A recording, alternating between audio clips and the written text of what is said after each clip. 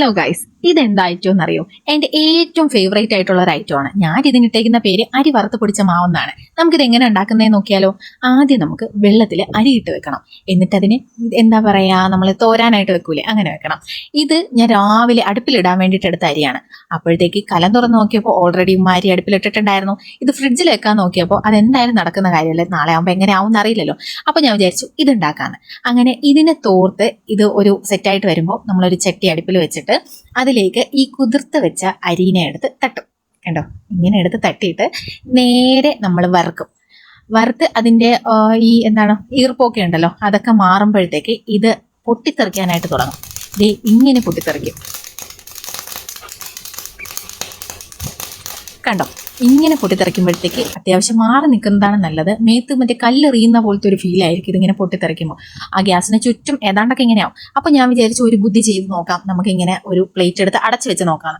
അങ്ങനെ അടച്ചു വെച്ചിട്ട് കുറച്ച് കഴിഞ്ഞ് ഞാൻ തുറന്ന് നോക്കിയപ്പോൾ ഇതായിരുന്നു അവസ്ഥ. അരിക്ക് വലിയ മാറ്റമൊന്നും പറ്റിയില്ലെങ്കിലും അതിന് അടിഭാഗമൊക്കെ ചെറുതായിട്ടൊക്കെ ഒന്ന് കരിഞ്ഞു പോയിട്ടുണ്ടായിരുന്നു. അപ്പോൾ എനിക്ക് മനസ്സിലായി ഇതിങ്ങനെ കൈവിടാണ്ട് നമ്മളിങ്ങനെ വറുത്തിരുന്നാൽ മാത്രമേ ഞാൻ ഉദ്ദേശിക്കുന്ന രീതിയിലാവും. നോർമലി ഞാൻ അങ്ങനെയാണ് ചെയ്യാറ്, പക്ഷേ ഇത്രയും അരി ഞാൻ സാധാരണ എടുക്കാറില്ല. എനിക്ക് ആവശ്യത്തിനുള്ള അരി മാത്രമേ ഞാൻ എടുക്കാറുള്ളൂ. ഇപ്പം ചോറ് വെക്കാനായിട്ട് എടുത്ത അരി ആയതുകൊണ്ട് ഇത്രയും വറുത്ത് ചെയ്തേ പറ്റൂ. അരി എങ്ങനെ കളയുന്നത്? അങ്ങനെ ഇതെല്ലാം കൂടെ വറുത്ത് ഒരു പാത്രത്തിലേക്ക് തട്ടി അടുത്ത് വീണ്ടും സെക്കൻഡ് സ്റ്റെപ്പും ഇങ്ങനെ ഓരോ സ്റ്റെപ്പ് ബൈ സ്റ്റെപ്പായിട്ടാണ് ചെയ്യുന്നത്. കാരണം ഒരുപാട് അരി ഇട്ടാൽ നമ്മൾ ഉദ്ദേശിക്കുന്ന രീതിയിൽ പെട്ടെന്ന് ചെയ്തെടുക്കാൻ പറ്റില്ല. അതുകൊണ്ട് കുറച്ച് അരിയായിട്ടാണ് ഇങ്ങനെ വറുത്ത് കോരിയെടുക്കുന്നത്. അങ്ങനെ നമ്മുടെ അരിയൊക്കെ വറുത്ത് സെറ്റ് ചെയ്ത് ആറാനായിട്ടൊന്ന് ചൂടൊക്കെ ആറാൻ വേണ്ടിയിട്ട് വെച്ചേക്കാണ്. അപ്പോൾ കുറച്ച് കഴിഞ്ഞ് ചൂടൊക്കെ ആറിയതിന് ശേഷമാണ് നമ്മൾ ബാക്കിയുള്ള സെറ്റപ്പൊക്കെ ചെയ്യുന്നത്. അതിനായിട്ട് നമുക്ക് പഞ്ചസാര വേണം. പഞ്ചസാര ഞാൻ ഇതിന് വേണ്ടി മാത്രമായിട്ട് കടയിൽ നിന്ന് വാങ്ങിയ പഞ്ചസാരയാണ്. അതിൻ്റെ കവർ ഇളക്കി വെച്ചേക്കാണ്. കാരണം ഇതിനി ഒരു കുപ്പിയിൽ തട്ടിയേക്കാണെന്ന് എന്നെ കൊണ്ടുപോയി. അടുത്തതായി നമുക്ക് വേണ്ടത് തേങ്ങയാണ്. തേങ്ങ നേരത്തെ ഞാൻ ചിരകി വെച്ചിട്ടുണ്ടായിരുന്നു.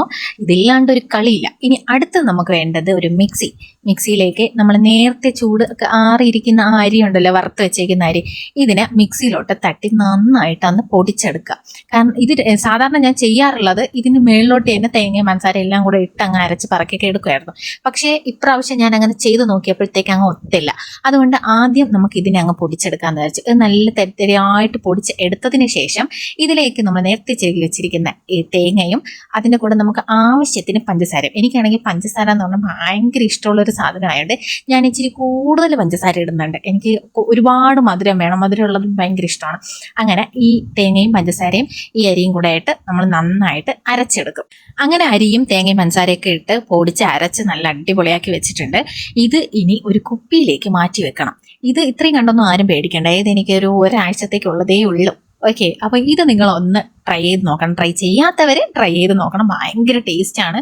ഈ മഴയൊക്കെ ഉള്ള സമയത്ത് ഇതൊക്കെ കഴിക്കാനായിട്ട് വല്ലാത്തൊരു ഫീലാണ്. അപ്പോൾ വീഡിയോ ഇഷ്ടമായാൽ ലൈക്ക് ചെയ്യുക, ഷെയർ ചെയ്യുക, സബ്സ്ക്രൈബ് ചെയ്യുക. അപ്പോൾ ഇന്നത്തെ വീഡിയോ ഇത്രയേ ഉള്ളൂ. ബൈ.